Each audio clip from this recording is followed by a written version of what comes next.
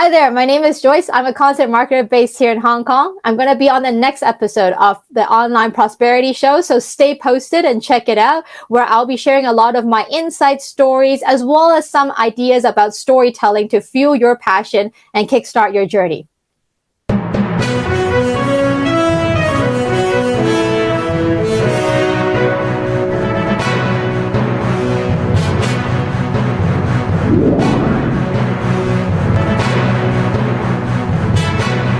Now, welcome to yet another exciting episode of the Online Prosperity Show, your premium destination for exclusive insights into the journeys of remarkable entrepreneurs and thought leaders. I'm your host, Prosper Taruvinga. And today, we've got a guest who's as multifaceted as a Swiss knife and has had a career that also showcases that. And she's here to both inspire and entertain us. Now, Joyce, how are you doing? Hi, Prosper. It's my pleasure to be here, and it's my pleasure to be connected to your audiences as well. Absolutely. Well, I'm really, really excited. I mean, you're probably the first person from China that we've actually managed to sneak into our show, because it's very difficult to get any of you guys through the normal channels, right? I would believe so, mostly because not a lot of people, predominantly because I'm based in Hong Kong, we are considered more of an international city and we're more prone to speaking English, learning more about the Western culture. So for us, it does make more sense to kind of get in touch and outreach and try to get on different podcasts, connect with people around the world. Now, I'm not able to speak for those in China, but I believe they have a lot of audiences there for them to cater to already before they actually want to branch out and look for even more opportunities outside of the country. Absolutely. Well, I'm really excited, and I don't even know where to begin because, you guys have everything. Everything is made in China, right? Yeah, I mean, hopefully one day down the line, there's more things that's made in Hong Kong as well. We used to have a lot of that. I would hopefully believe that you're not a stranger to Hong Kong movies. We're very proud of that. Hopefully you get more of that pumped out. So obviously people in America knows about actors like Jackie Chan and things like that. So those are all homegrown Hong Kong. And we have Jimmy O Yang now on the comedic scene, which is, as a Hong Konger myself, I'm very, very proud to see that being exported to the culture side of things. Of course, like you've mentioned, when it comes to objects, because the land it's so much bigger, then it's obviously more prone to be made in China. Absolutely. Now, for those that are watching right now, obviously, this is not a manufacturing podcast. No, we are just manufacturing content, and it ends there. Now, I want you to imagine a high school student. Okay, every one of us has been to high school, who is passionately competing as a singer and also freelancing as a model and then an actress over here, and then dedicating over a decade to dance, all while pursuing academic excellence.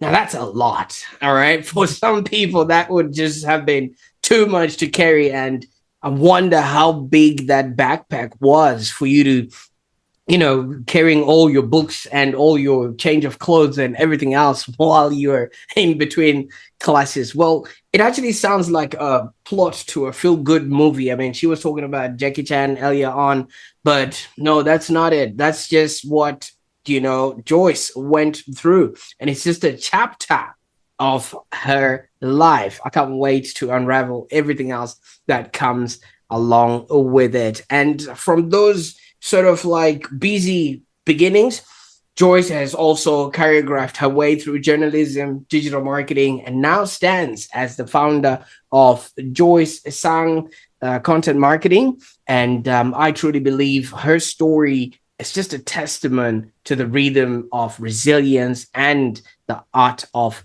adaptation. Now, Joyce, I could go on and talk about your accolades and everything else that goes along with it. You just take us back to that time as that little girl. Are you pursuing singing? You're doing the whole modeling, actress. Everything was all happening all at the same time.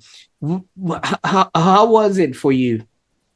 Yeah, no, first of all, I really appreciate you highlighting that portion of my life as a chapter prosper, because now when I think back, it seems like ages ago. Sometimes I also doubt, did it really happen? Was that really me? I look at the photos and the footage and it feels like so long time ago. It was like a parallel life.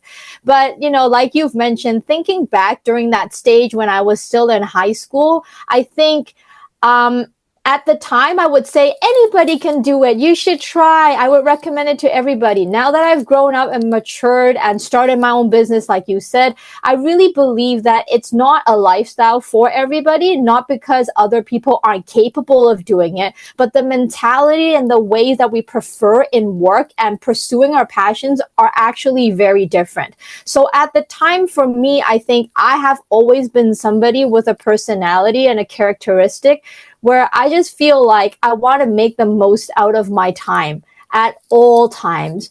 I do treasure sleeping, resting, spending time with the family, but outside of that, I always think if there's an hour I can spend doing nothing versus an hour I can spend doing something that adds to my experience or my knowledge or maybe my professional or my personal endeavors, that would be something I would opt to do instead of just chilling and laying back, which honestly, it has been a tough lesson learned because there are times when I felt like I should have just taken a break for that hour. But going back to that story, when it comes to high school, I think I was a really weird kind of rebel in the sense that I was born in Hong Kong and then I immigrated during the immigration wave in 97 to Canada. So I grew up predominantly there and then I came back to Hong Kong for high school. And because of the academic differences from Canada schools as well as here in Hong Kong, my Chinese, as I mentioned, I was not as great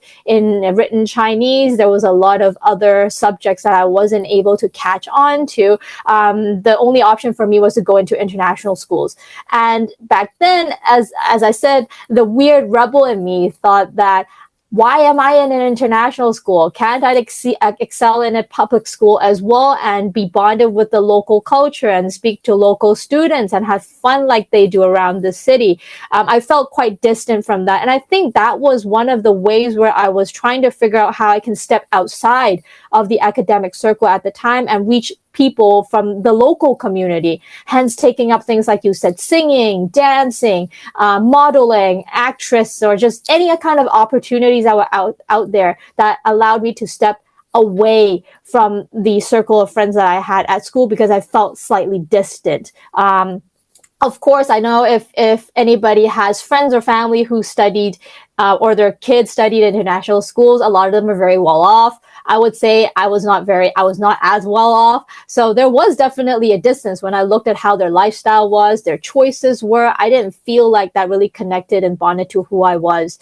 Now, singing has always been a passion of mine, but I have to admit it came as a passion only because it felt easy. Now, I'm not underestimating the expertise of singers around the world, but I'm just saying that it was easy because I didn't need to buy an instrument. I just needed my voice. I could be in my room singing and practicing and doing things. So it just felt very accessible. So it was very easy for me to just practice whenever, scream in the shower and just do my own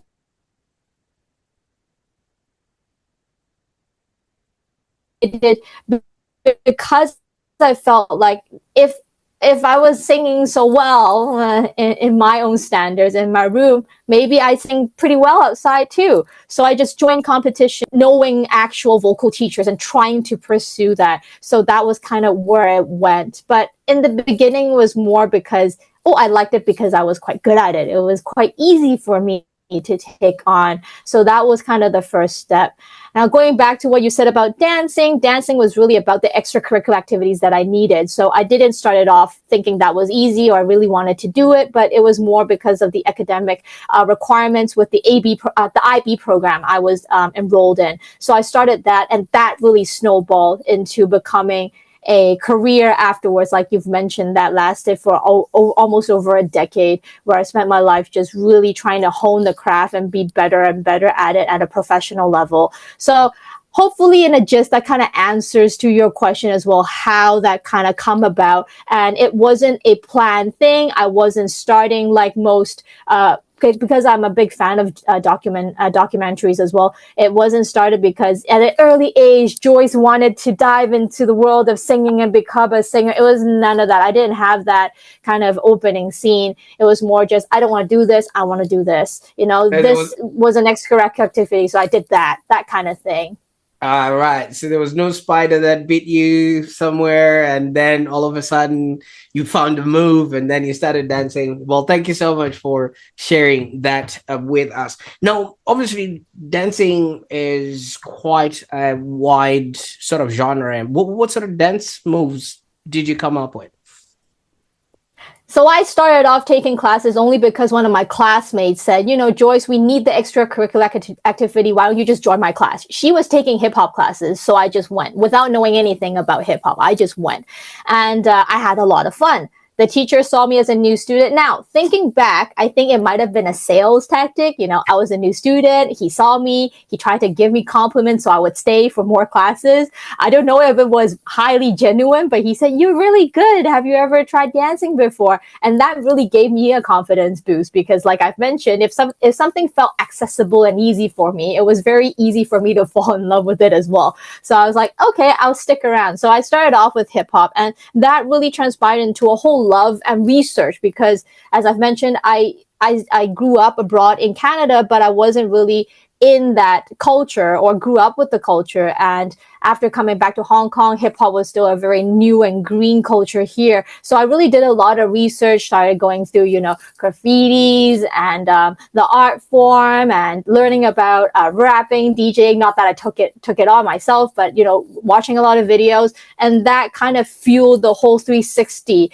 of why dancing made a lot of sense to be pursued for me because more or less because of the culture. It was very interesting for me to see how that kind of grew upon. So I started out with hip hop, and then there were just other classes in the studio like street jazz or like pop and things like that. So I took those on as well. But initially, I started off with hip hop dancing.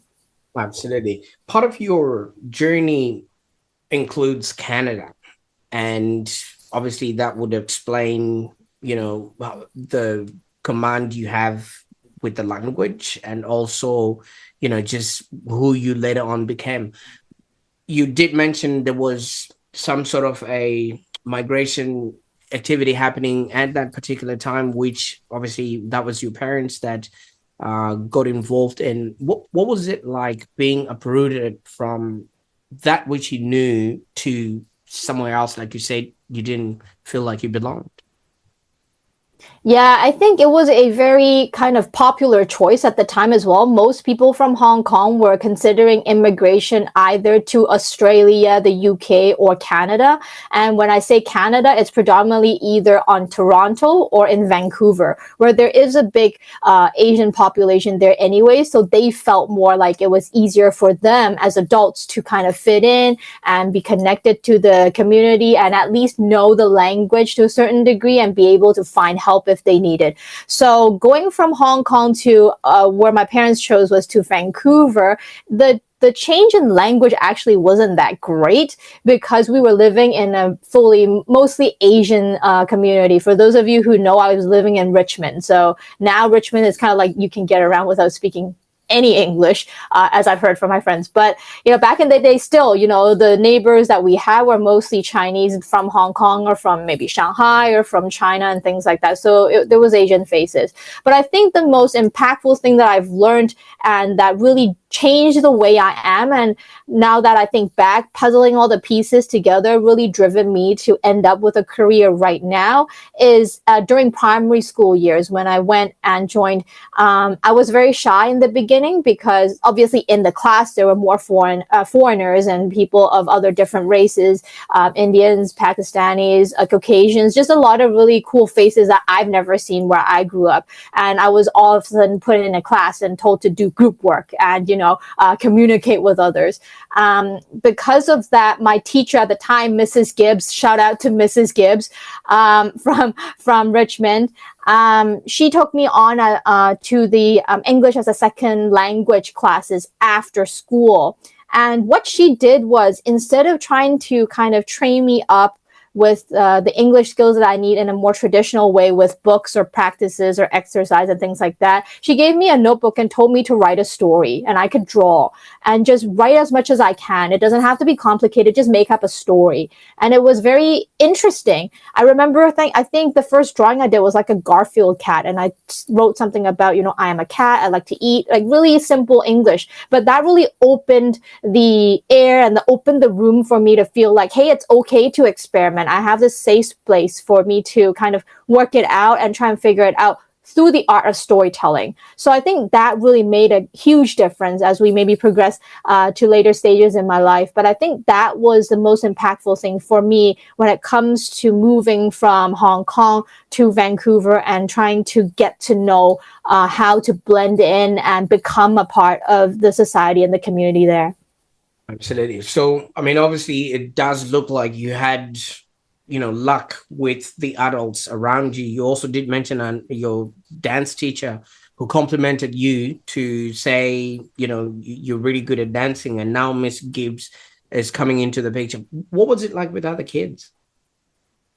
With other kids, I think I started off in primary school as, like I mentioned, a very shy kid from Hong Kong. I wouldn't say at the time I was very smart, but I was very hardworking. So I was the very disciplined, obedient kid. And the teacher speaks, I sat down, homeworks, I got it done. There was I would say, now that I think of it, I wouldn't categorize it as strictly bullying, but it was just, kids playing around. Because all the kids knew Joyce is a new kid who did all her homework all the time. And she doesn't really know how to say no. Not that I didn't know how to say no, but I really didn't know how to say no, like as in English, like rejecting people. So whenever there were deadlines and homeworks, all these kids were like, Joyce, can I copy off you? Can I look at your homework? Can I check out what you were doing? And in the beginning, I didn't know. I thought it was a way of making friends, right? Like people wanted to talk to me. I didn't mind it that much because, in primary school, especially in Richmond, Vancouver, the homework weren't very difficult. It wasn't like I spent hours on it. It was just like a few minutes drawing something or writing a sentence. And that kind of connected me with other kids from other different races and other backgrounds. And I started weirdly making friends that way. I remember the first time I had a kind of like a slight quarrel with another kid my age was that I had these Japanese snacks because I grew up in Hong Kong. We had a lot of Japanese snacks. And I brought that to school and he's never seen it. So he thought it was so interesting. He came up and he said something. I don't recall what it was, wanting that snack. And by the end of the day, the whole box was gone. So my mom was like, what happened? Usually you don't eat that much during your break time. It's just like a few crackers, but you ate the whole box. And I told her, well, this kid came up and he took all my cookies. Like he said it was really cool. He took all of it. And that was the first time they were like, no, you have to learn how to say no. You have to learn how to say no. And it was very hard for me because I felt like, would I be kind of stepping on other people's toes? Would they not like me afterwards? But I still did it. And it ended up being a really funny incident. It was very short, but like he was like, oh, okay, well, I won't take it from you anymore. But from then on, whenever we passed by in the hallways, we'd say hi. And it wasn't like a best friend relationship, but that was when I felt like, especially I think in Canada for the kids who grew up there and maybe in Richmond, that was kind of the first interaction where we felt like it was okay to completely be who you are, and just say no to certain things. And people won't hate you for it. They'll just learn to respect your boundaries. So I think that was how I kind of come about to connecting and making friends of my age and seeing how it was to communicate with those who have a very different background. Yeah. Absolutely. And most of those things we might not realize, but when you look at it in hindsight, it was really preparing you for what the world is and the kind of work that you're doing right now. And obviously we're going to jump back, into that line of thinking. But you guys did your Richmond stuff and then went back to Hong Kong.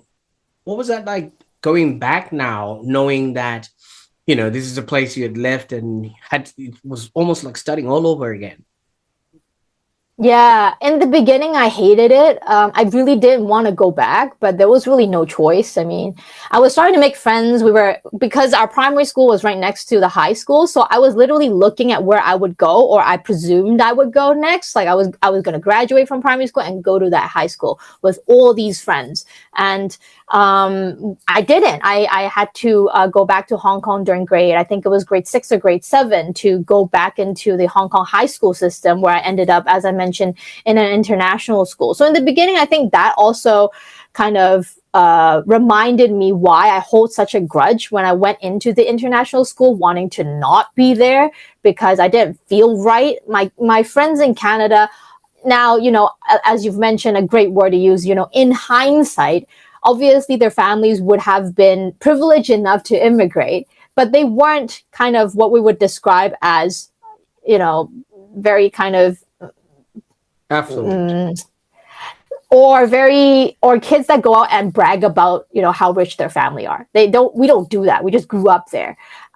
So I was comfortable with those people. We're very real. We said no, we said yes to certain things. We spoke our languages. And then when I went back to Hong Kong, international school kids, yeah, I mean, no offense, a lot of them were very nice as well, but there were obviously a group of kids who were like, I'm very rich, like I never took the train, I have a driver, I go to trips to Paris during long weekends, which is like 3 days, and I don't do anything during long weekends. I stay home. So there was a big gap from there. So I would say in the beginning, I hated it. I really didn't want to be there, and I didn't feel like I fitted in. But again, I think later on, therefore, I would say in a nutshell, most of the people that I know from high schools never ended up being best friends. I mean, we still keep in contact, but the people that I know from primary schools, like we're tight, like we still talk a lot, and they're like the closest people. I feel like I could say anything to them and they'll be okay and accepting and things like that. But I think afterwards, it was more a right move to put me into the international school, because then, like you've mentioned, that's where the confidence and the ability grew when it comes to speaking English as well, writing English as well, communicating with other people with that kind of IB diploma and my GCSEs and my A levels. It was much easier for me to get into universities that I like versus my primary school friends who graduated in Canada. It was very different because we were on a different curriculum. So, it was tough, but I guess there was no regrets. There was no way for me to escape it anyways, but thinking back, there were no regrets either, because the academic that school have helped set up was very important for me professionally, let's just say, afterwards, going into uni and taking courses that I like without much stress, and thinking about if I can even get into the school that I prefer, things like that. Absolutely. Now, Joyce, you're presenting as, and I'm going to say this with utmost love and respect, you're presenting as a kid that had to make a lot of decisions. First, for your own self, for your own survival. And, I'm just thinking, primary days, and you're already at that level of thinking, even though this is all in hindsight and things like that. Was there any expectation on your part, maybe societal or those around you, for you to actually succeed or do well? Because that seems like there was a fire that was going there to just make sure that you propelled and excelled. Yeah. Yeah, no, I definitely agree. And I really think that you pointed out something that's very interesting that I don't really see it. I think mostly because I just kind of grew up and it was my story. But now that we're talking about it and that you're asking questions, yes, I had to do and make a lot of, I would say, decisions that kids nowadays might not have to make, or even kids back in my day, they didn't have to make those decisions. It was hard decisions, and even up until high school, there was even more hard decisions. But that's on a later note. I think back to your question. There are things that are kind of innate within the Asian community when it comes to kids. We are somewhat, now that I think back, expected to be good at grades, to be good at school, to be obedient, to be quiet, to follow rules, and just to be very respectful of elderlies. Now, I'm not saying that these qualities are bad, but it depends on how far the parents or the people around you take them, to the extent that it kind of erodes who you are as a person.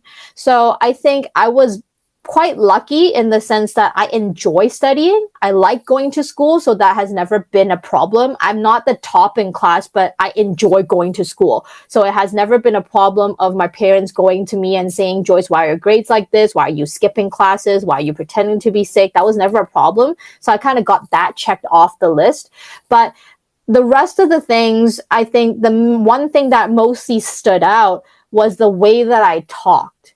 So I don't know when the transition happened. Maybe after Canada, I would presume that I started being very direct. So I was very honest with my thoughts. I was very direct with my thoughts. If I didn't want to do certain things, I would either show it on my face or I would tell you I don't want to do that. Or if I was placed in a situation like family dinners and we've been sitting there for like hours and hours, I'll still stay there, but it's obvious I didn't want to be there. Now, for my mother, who was more traditional, to that extent, she didn't really like that, right? She was like, you're being very too direct and too transparent and too blunt with the way that you present your feelings and your emotions and your thoughts and things like that. Can't you just kind of conserve that a little and, you know, show face or give face to the people around you and make them feel like they're more important because they're, you know, they're of a their older generation or their elderlies or things like that. So I think that was one of the things that really kind of stood out, the way that I talked. Because then compared to my cousins who grew up in Hong Kong, they were just really quiet. I mean, like adults back in the day would say they're really good kids. I'm not debating that. They're really good kids. But, you know, there's definitely a lot of things that they bottled up that they didn't say, where I was just out there. You're like, you know, I don't like this. I like this. I like that. I don't like this. You know, can we do this? Can we not do that? So I think that was it. But I always say it as well. If anybody kind of complained, I would say, you know, that's the fruit you get by immigrating as well. You know, you wanted a better life for your kid and you wanted them to be exposed to a different culture. Here I am. Like, I have engulfed all of it. I've consumed all of it, digested it, and made it a part of me. So I would say, even though now I'm based in Hong Kong, the first thing I do whenever I introduce myself to somebody new, I say I'm from Canada.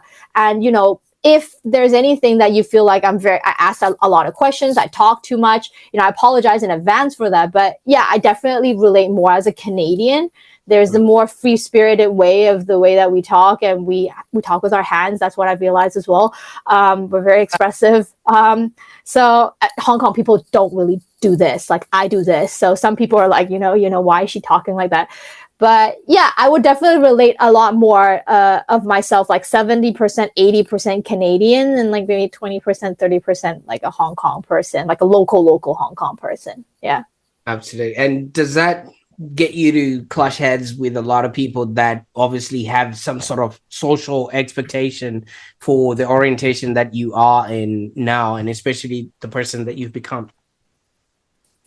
I mean, that really showed up when I started working as a full-time employee. So like you said, I transitioned from being a reporter in journalism all the way to being a content director in an advertising agency later on as well.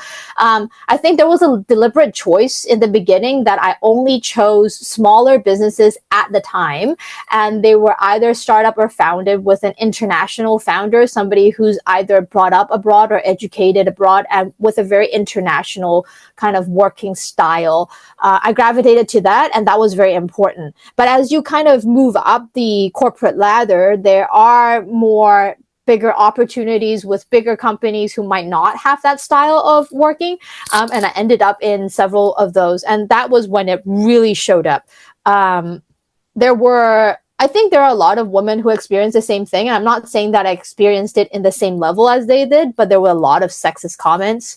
There were a lot of hierarchical weirdness because they're so strict about certain things. There were just a lot of needing you to be present personally, like, oh, happy hour, you must go. Lunch, we must eat together.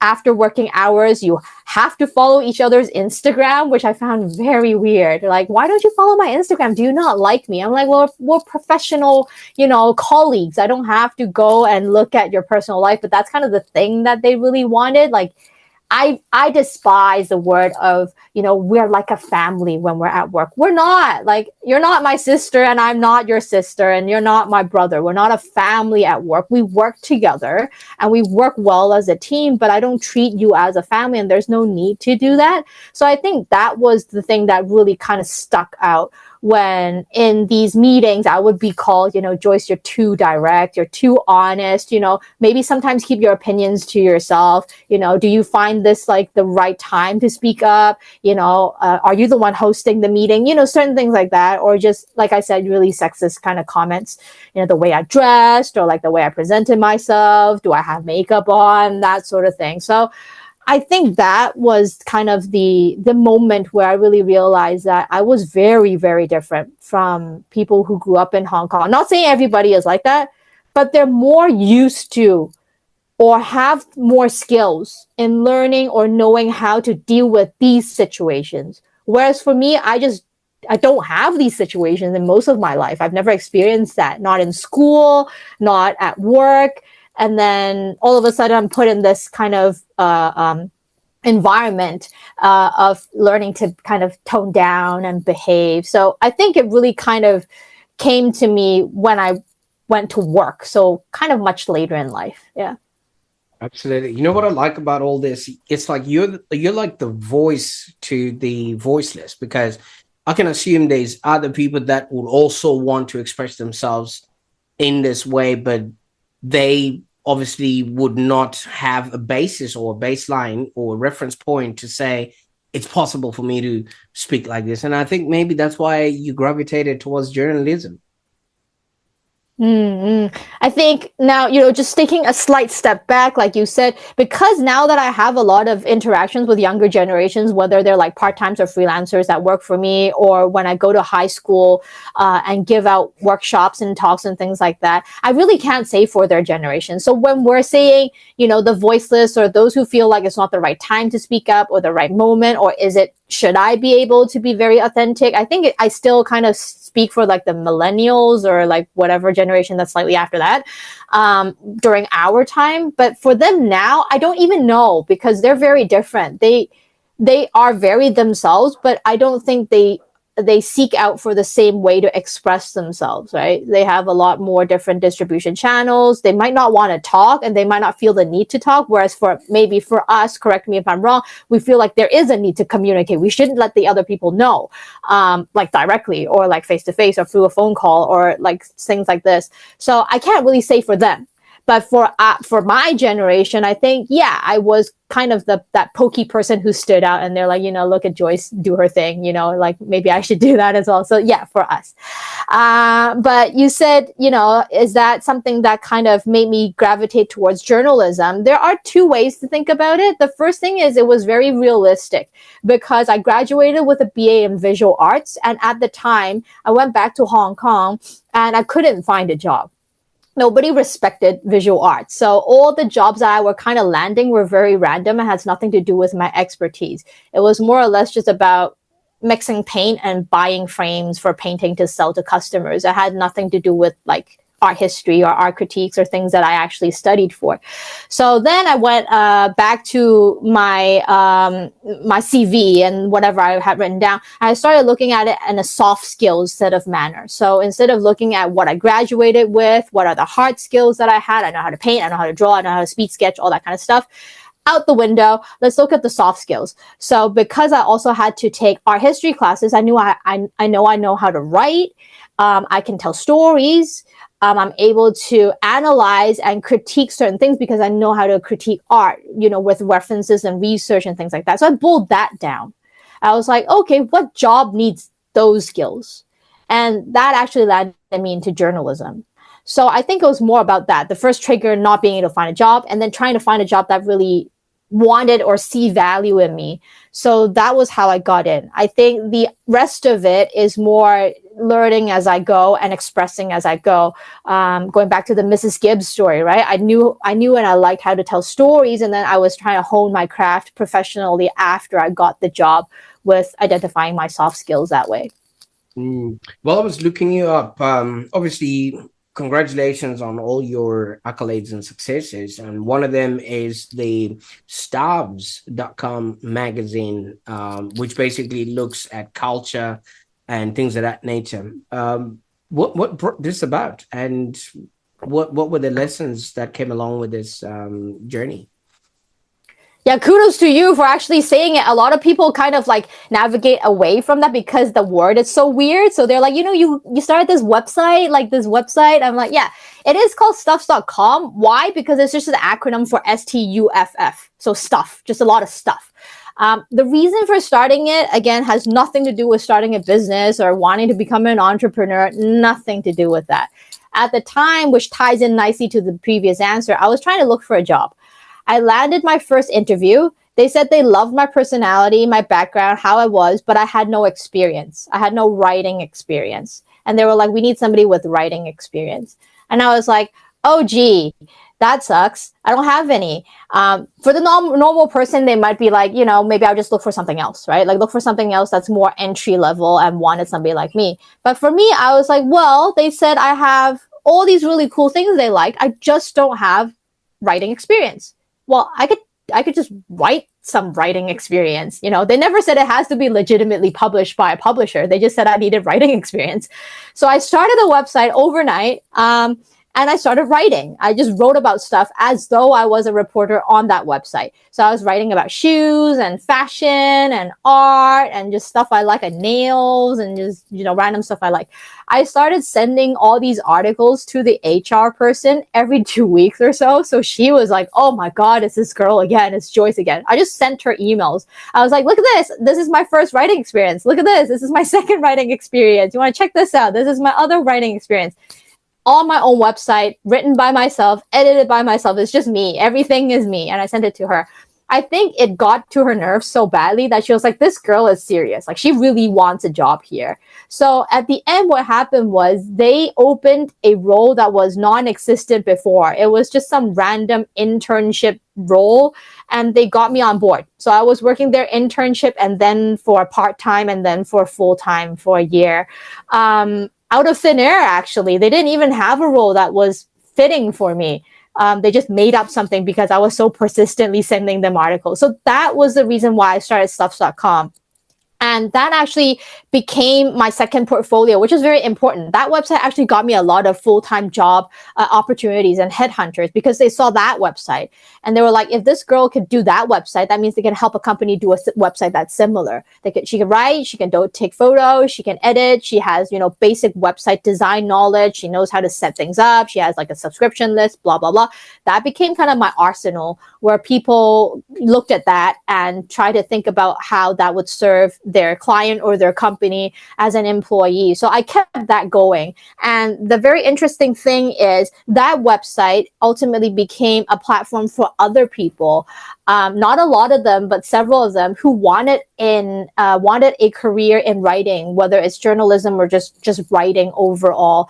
And they were asked the same question by people that they wanted to be hired by. Just making this up, like Nancy, you don't have writing experiences. And they found my website. I'm like, hey, write on my website, send my website out, and my website will become your writing experience. And that really helped several of them found jobs later on using my website as their writing experience. And I think that was where it was very magical for me, because that website not only just helped me build up writing experiences, but helped others as well, where they use that and found their jobs and, started off and kickstarted their own career themselves. Absolutely. You see what's so beautiful about this is you created this for yourself. You created the opportunity for yourself and you made your own luck. It's stuff like this that when somebody says, can you give me a 5-step process of how you got to where you are? There's no way you can tell them to replicate, the kind of way and how you put it all together and had an opportunity that they made up a job position, which then propelled you to all these things and things like that. Good on you. Good on you. But, and some of the stuff that you've been saying, you've mentioned that obviously this became something that you were just guessing as you were going along and it became a guessing game for you. So what sort of strategies now do you employ that bring in all the expertise and knowledge that you've gathered along the way to actually formulate your now content creation process? Yeah, I think that you hit it on the nail with the keyword guessing. So throughout the career, when I was working as a full-time, that was like 7 to 8 years, whether I was working as a reporter, online editor, translator, social media manager, video production assistant, or, in advertising agency as a content director, whatever it was, there was so much guessing. I was like, I've been in this for 7 years. Why are people still guessing? Like, isn't there some sort of a more scientific or a systematic or a framework that helps us create content so that everybody can enjoy the art of storytelling? There should be some sort of framework. Now, obviously, you've mentioned as well, there are things like the hero's journey and just other ways of other modes of storytelling, like how you write a book, how it's structured and all that. But what I'm saying is, there's still just a lot of guessing, like, because you need to identify yourself or whatever the subject matter you want to talk about, then can you actually implement these frameworks or whatever that's out there that might make an impact. So that was when I really questioned myself. If I'm in this for 7 years and all the companies that I've worked at is still asking me to guess, which, yes, there's an accumulation of experience, which kind of helps. Like, you've already guessed certain things, it didn't work, so I'm not going to try and guess that in the next company. What is the problem? Like, why is every company out here guessing and hiring people to guess? There's definitely a glitch there. Why are they wasting so much money hiring somebody to guess? And worse yet, if they guess wrong, you're the one to blame. But you're the one who never gave me any kind of model or instruction or some sort of framework, or at least a skeleton or blueprint for me to guess off of. It's just, you're hired, come in, guess what will work for our marketing, guess what will work for our content, guess what will work for our brand story, right? Essentially, that's what it boils down. Yes, they can be like, oh, we have a reach of blah blah, impression of blah blah, we're on this platform. To me, none of that is valid information. It's just kind of telling me I have a mother, moms are women, I have a father, fathers are men, or whatever that is. Like, it's just, you're just telling me, stating facts. Like, so that's when I really questioned it. And the first hardest question or the decision I had to make was, Joyce, do I feel like if I stayed in this arena of marketing or content creation for 3 more years until I reach a decade, which is like 10 years of my professional, work experience, do I think it would change? Because by then I would have 10 years of experience, which is a nice cutoff, and I could kind of elevate myself into the next stage in my corporate ladder hierarchy. Would that be the answer? Is it just because I haven't experimented and tested and guessed enough? Would 3 years make a difference? And at the time, I was like, no. Like, in my gut feel, I was like, no. I can change to another company, probably more or less the same thing. Just another bunch of guessing game. And if I guess right, I get a promotion. If I don't, then I kind of want to quit. So what I did, that's one of the reasons. But, ultimately what I did was I quit. And then I was just trying to lay back and chill for a bit. And that didn't happen. The next day I received a stranger's DM from LinkedIn. It was like, I heard you quit. Are you looking to start your own thing? And I was like, in my heart, I was like, no. But for some odd reason, I said yes. I was like, yeah, Somehow I whipped up some sort of deliverable pitch deck. I sent it to him. That snowballed in the first year, accumulating over like 10 to 12 clients for myself. And that really kind of kicked off, which is why I ended up registering for a company. But the mode of work is still relatively the same. And the mission, or at least the thing that I really want to get at, or the North Star, is it shouldn't be a guessing game. There should be a good level of scientific or some sort of statistic data framework system for us to figure out what we need to do, or at least experiment with a rationale, with a benchmark, with something that we can compare and improve and accumulate after months. And there should be a section about creativity. And together, that's what really forms the essence and the basics of content marketing and storytelling. So that was really the reason why I think that I ended up starting a business and quitting the job. And that was kind of the initiator of my hero's journey of what really kickstarted it, because I believe it shouldn't be a guessing game. Oh, absolutely. And with that, you're not alone in that, because we go to client meetings or we speak to people that just come to us with a box full of, I want our business or brand to look like this, and they don't even know what it looks like, and they don't even they only would know once they've seen it. And that's just how a lot of people are running their business, and they don't know, why they're not getting the right, penetration into the marketplace and things like that. But so much of what you have done in your life has all just been serendipity. All right. And it's, the opportunity to Canada, the opportunity back home again. And now, did you just mention you got an opportunity message from somebody on LinkedIn that then sparked your whole journey to now become what you're doing? Now I'm host. Well, I have my own boutique consultancy that helps clients, small, medium-sized businesses and startups, or even solopreneurs and slashers, to really identify what content they should create in order to drive growth. So that's what I do. Absolutely. You see, a lot of people face the challenge of maybe aligning passion with business, and it seems like you've really come into your stride. Everything that you've always done is at some level creating content, and there has to be a method. You can't just show up on the stage unless you're Reagan and do a hip-hop dance. There's method and madness to everything else that comes along with that. Well, that's our export to the world, Australia. But how is it that you ensure that your love for content creation remains at the heart of your company's mission without being bombarded by external influences? Because some people don't have the creative flair that you have, plus the structure and methodologies that you bring in, and they just want to see something just because their competitors are creating out there. Yeah, I think it was a hard lesson learned as well. I wouldn't say I started off knowing that in the beginning.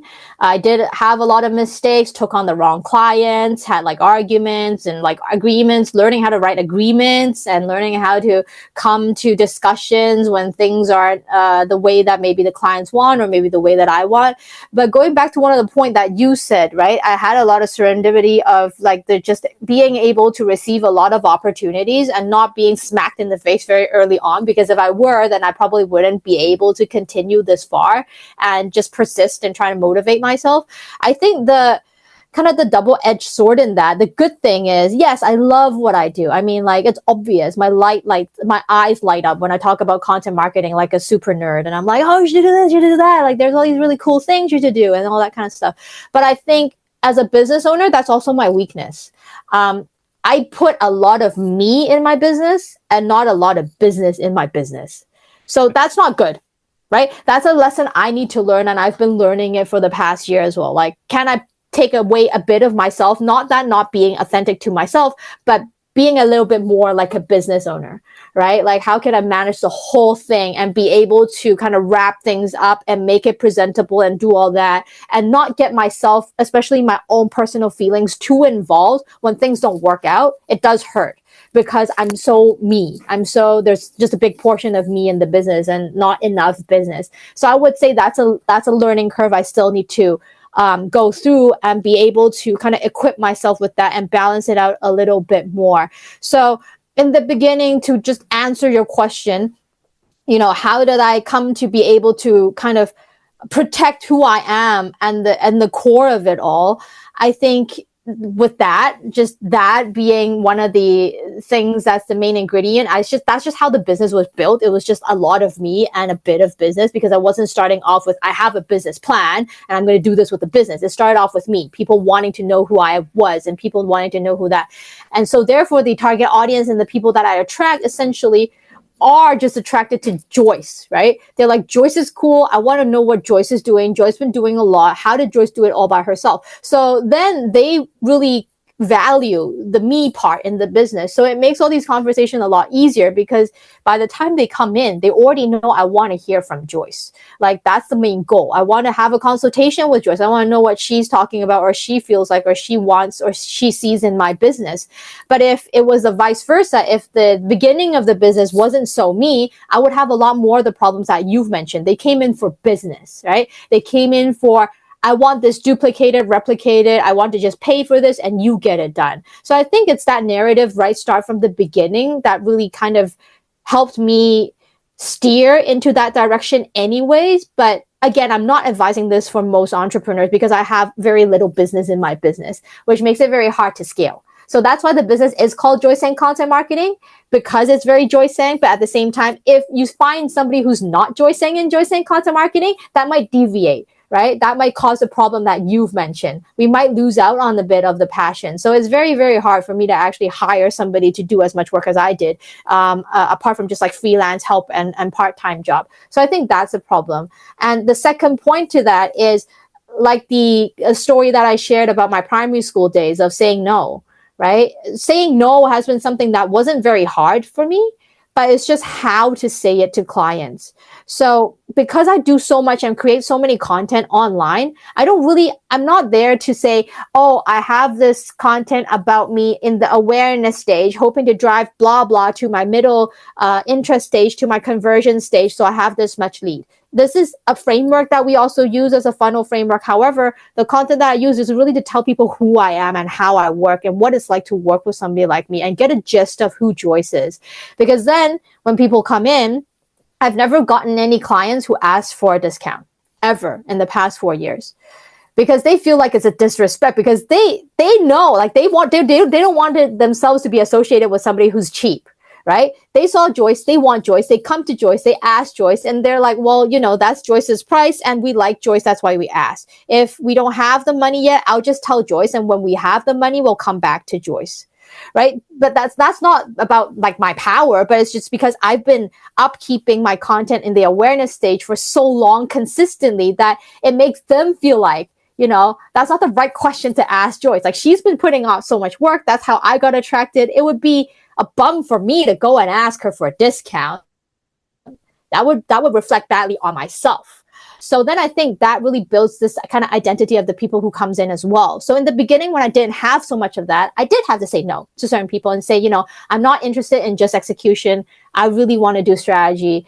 That's where you get your value. The frameworks and the systems, that's the main value. If you want to do the content creation things yourself, be my guest. But if you just want me to come in and place ads or do SEO, that's not me, right? And I don't have to go through that conversation at all, like after a year, because it's just all my LinkedIn, right? If anybody kind of comes in and finds Joyce, they know like Joyce is not the SEO person. She knows about it, but she's not that person.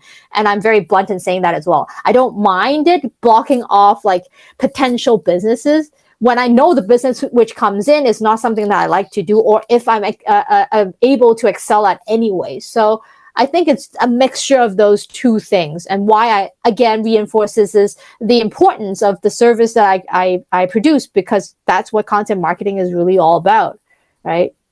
Absolutely. I love that response, because so many people just end up doing everything. And I usually tell people and some of my colleagues, you can't climb the ladder of success with your hands full. You know what I mean? If you're going to be taking on every client that walks in, you are both going to end up frustrated because the client doesn't get what they want and you're just going to be burnt out in the process. Now, if somebody feels like, you know, they vibe with, you know, what you're saying and how you can possibly work with them, what would be the first thing that they can do, and how can they get a hold of you?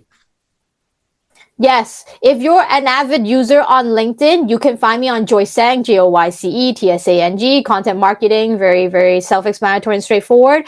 If you're more of a person who's like, oh, I already heard Joyce, I want to learn more immediately about what she does, just go on Google, search Joyce Tsang content marketing. I'm the first one that pops up. You have a lot of resources on the website, and just be my guest and browse through. There's nothing that's salesy about it. I just wrote a lot of stuff, just sharing a lot of information there. And if after you've checked out some of those content, you feel like, hey, I resonate, or there's more questions that you have, right on the top right-hand corner of my website, there is a free consultation call button. Just book that through, and then we can just catch up and talk like we have just now, Prosper, over like a 30-minute free call. and I'll just answer any questions that you have. At the end of the day, again, I hope I'm giving off that vibe. Like, I'm not here to sell anything. I'd rather that my stories and what I do inspire you to actually think about the importance of storytelling, creating narrative, and frameworks and systems, whether it's in your professional or your personal life, because it does make a difference. It really gives you clarity, so you're not wasting so much time on not just, doing work that does not perform as well as you think, but more so, I think, just giving yourself that confidence as well, because you know your next step. And I think that's very, very important. Absolutely. And I'll make sure that all those links are in the show notes below so that people can, find their way to you. Now, Joyce, you keep throwing around this word storytelling, and I've noticed that you also want to advocate it for it to be in schools. Aren't kids already learning enough? I mean, now that they're going to be taught to tell stories, do you think they're going to be, isn't that going to be too much for them to handle? Well, I think the students that I know here locally aren't being educated enough about the importance of storytelling. I think it might be very different when it comes to kids who are educated elsewhere outside of Hong Kong, maybe even in China. To be very honest with you, they have a different educational system, and we do too. But I think the problem here is whenever I go into high schools and do workshops, what I realize is that kids have a lot of ideas, concepts, and they struggle to express it. And I think one of the barriers and the challenges that they have that we do not have was COVID. So that a lot of the time they were stuck at home talking to a computer, or not being seen, or not being having that chance to even talk because it's a Zoom call, a Zoom meeting class of over 30 students. So that really is a struggle. I mean, for even us, right? Because at the end of the day, we're going to end up hiring these kids, or we're going to be working with them, or they might become our clients. But if they don't understand how important it is to express their views or their stories or the things that they think is important in a consistent or a comprehensible way, let's just put it that way, and not be all jumpy here and there, or refraining from talking, or certain emotions and feelings they don't know how to actually illustrate, that's a very, very big problem. So I think it's not just about, can you write a storybook? Can you read a storybook? Do you know what a movie is set out? How do you make characters interesting? It's not just that. That might be something that is being widely taught around schools, but how do you implement that as an individual, especially in their age and time, where there's so much noise around you with social media and just things around the world, that you're able to identify your story, kind of like myself. What are your missions? What are your values? What are your passions? Be able to understand what that is and protect it. Hone in onto it, use that to elevate and open new doors as new opportunities, and kind of block all these other things away. Use them as inspirations, but don't be carried away. But you know that you have this thing that you really enjoy and you value, treasure and protect that, and be able to converse it to other people. I think in Hong Kong, I see that there is that gap. Let's just say that they might have that story, still very hard for them to actually deliver it to other people due to whatever the problem is. Maybe it's personal, or like I said, with the communication problem in training and school after COVID. Yeah.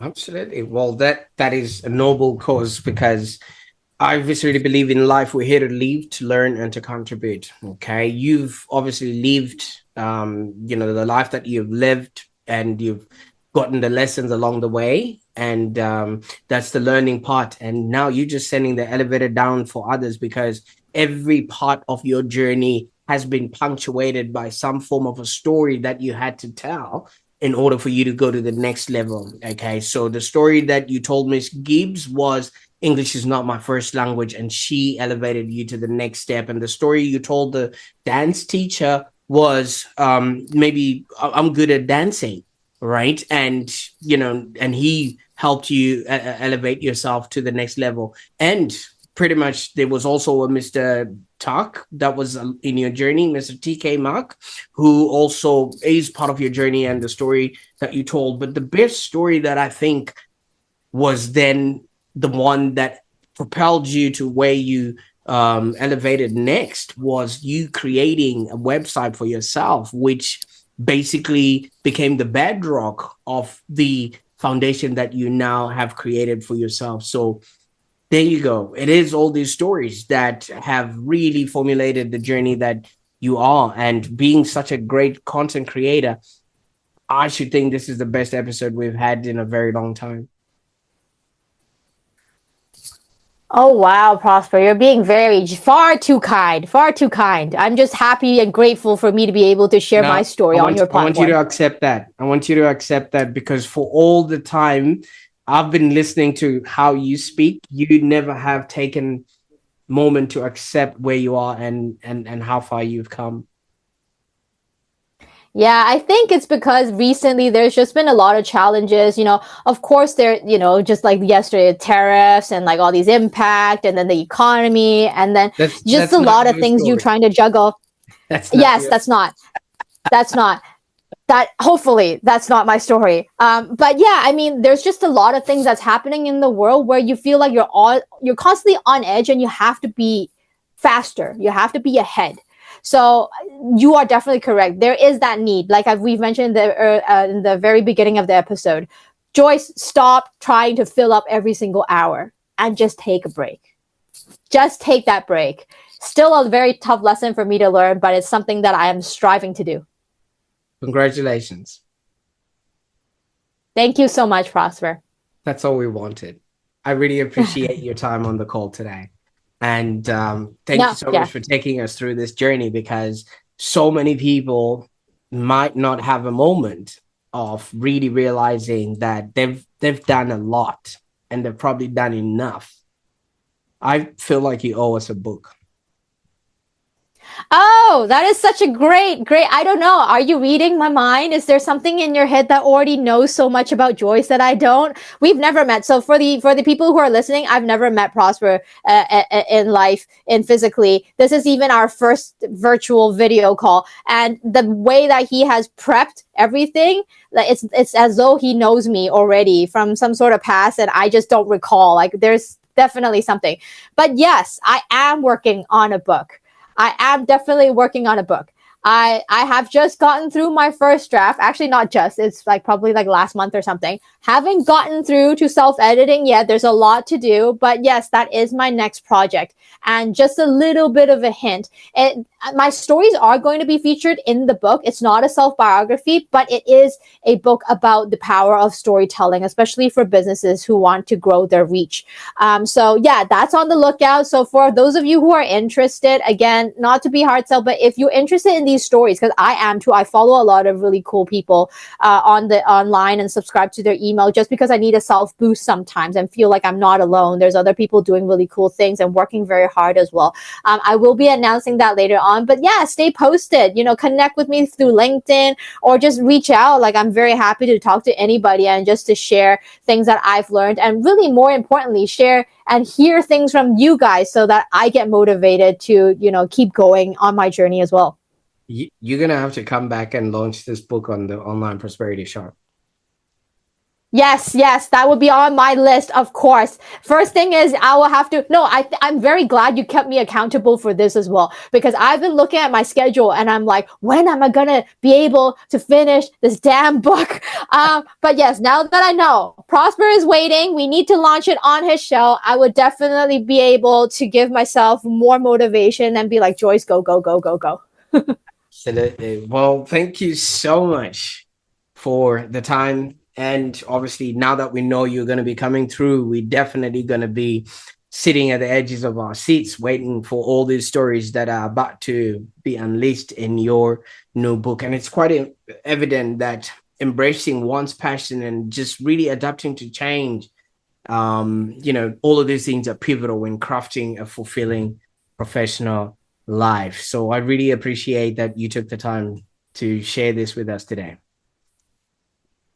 No worries. Thank you so much. And again, for those of you who are listening, feel free to reach out, stay posted on Prosper's show, and we will definitely be sharing our stories again in the next episode. Absolutely. I should have you as a co-host, And for those that are watching right now, if Joyce's story has resonated with you, just consider how your own experiences can actually start shaping your own entrepreneurial path, your life story, your experiences, and every person you meet along the journey is a building block to something that is happening or will happen for you. And as you have noticed, you just need to pay attention to what's happening around you, because one day you have a good story to tell on the Online Prosperity Show. So I encourage you to share this with anyone who could benefit from Joyce insights. And don't forget to subscribe for more enlightening conversations like this. And check the show notes. There will be links to connect with Joyce and see how you too can start your journey. Until next time, keep telling those stories. Bye for now.